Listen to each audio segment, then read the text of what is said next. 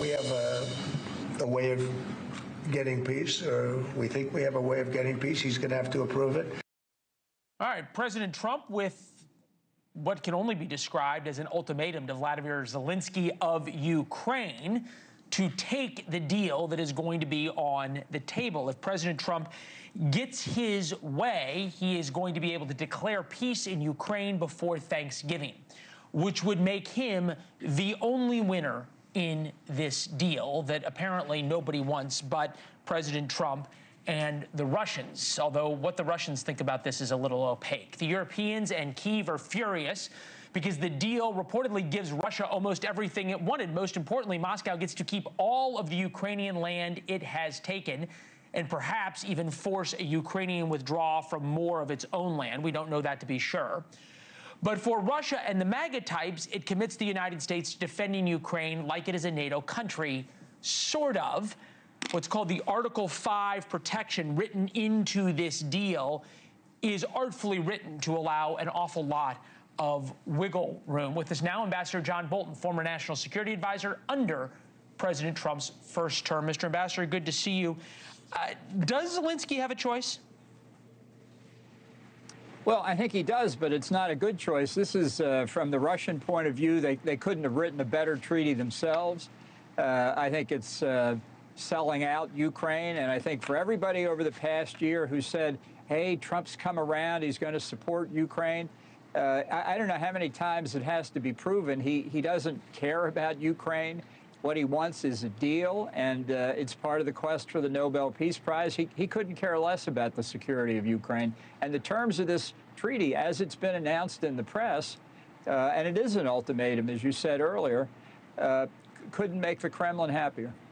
Right. It's effectively a Sophie's choice for Zelensky, right? Either you take this, what is, in their view, a very bad deal, or you lose American support and intelligence. Here is Zelensky. Now is one of the most difficult moments in our history. Now the pressure on Ukraine is one of the most difficult. Now Ukraine may find itself facing a very difficult choice. Either the loss of dignity or the risk of losing a key partner.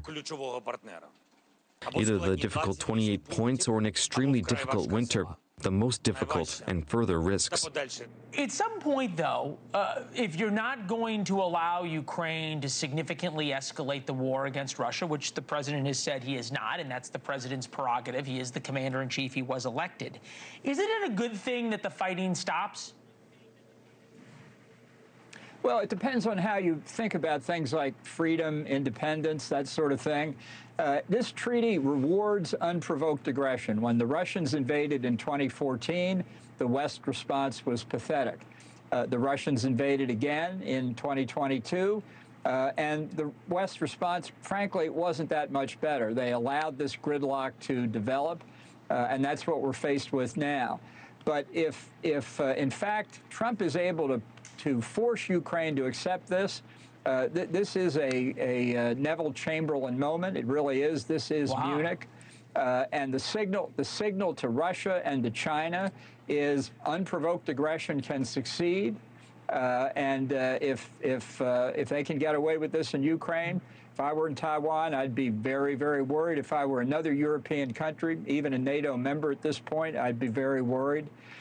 So we have to hope that Zelensky and perhaps people still in Washington can convince Trump that he's got to make modifications. And it's not just a little tweak here or there. This thing should start over. Let's begin with just what's the worst part of it. I hear you. I also feel like Zelensky is in a really terrible spot right now. This is a guy who became sort of this folklore hero, right? Remember, I don't want a helicopter to get out of town when Kyiv was going to fall. I want ammunition. Everybody went gaga over him. Then he posed for the Ann Leibovitz photo in Vogue with his wife, which was just absolutely disgusting. And now everything that was warned about, that Zelensky was on the take, that there was corruption in Ukraine, on and on and on, is now coming to fruition. Here's some of Steve Cortez's reporting. Zelensky is caught up in a growing, intense corruption scandal that reaches right to his top inner circle and presidential office.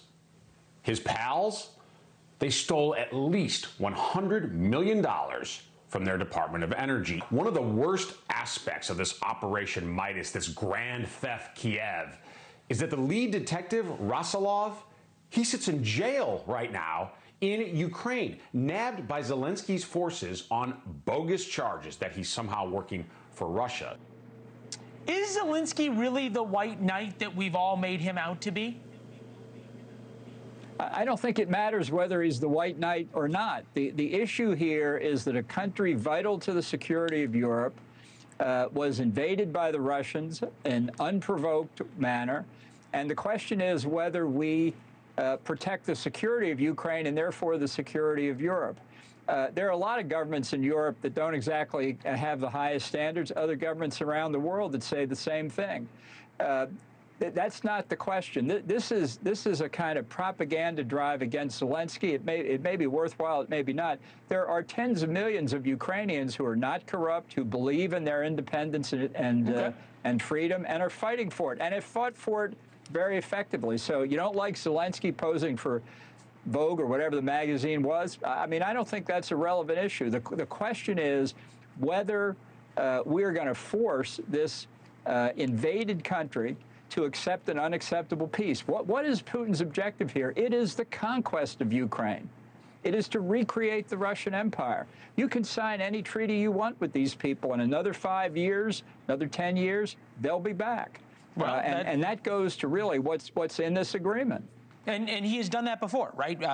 No agreement Putin writes is worth the paper it's written on. But let me just ask you this one question. You made a very good point. You want a peace treaty? No, but how about this? You want a peace treaty? Who negotiates peace treaties? The Russians should negotiate with the Ukrainians. So instead, Trump gives Vladimir Putin what he wants and then tells the Ukrainians, accept it or else. Yeah, look, that is the way it's been done, apparently. You mentioned 2014 and 2022, the feckless Western response to the invasion of Ukraine. Both times, there were Democrats in office, and yet now we are going to hear from Democrats, oh, it is just Donald Trump who is a Putin puppet because he is doing effectively what two Democratic presidents, in your mind, were doing. And in fact, Trump's giving a little bit more, which is some kind of promise to protection to Ukraine, way more than either Obama or Biden did. Why is it fair, then, to say that Trump is the one rolling over? Because it doesn't make a bit of difference that we've had 3 successive U.S. presidents who have made mistakes on Ukraine. The issue is, how do you best protect American national security? What's the best thing to do now? And the best thing to do now, among other things, is not sell Ukraine out to the Russians. This incentivizes aggression. It almost guarantees that the Russians will be back sooner rather than later. It tells the Chinese we do not have the resolve or the willpower to stand up against aggression in Central Europe. They're going to look along their huge Indo-Pacific periphery and pick the juiciest targets. Maybe it'll be Taiwan first. Maybe it'll be the South China Sea. They think they've lost our will. Other than that, Mrs. Lincoln, how was the play? Yeah, look, this is, I don't think I can emphasize enough how tragic a moment we're seeing here for the security of the U.S. and the West. Well, your concern is clear, and from a man who has spoken thoughtfully, artfully, and correctly in the past on these issues. Ambassador, it's good to see you. Thank you. Thank you for watching. Subscribe below and download our NewsNation app right now on your phone, and you will get fact-based, unbiased news for all Americans.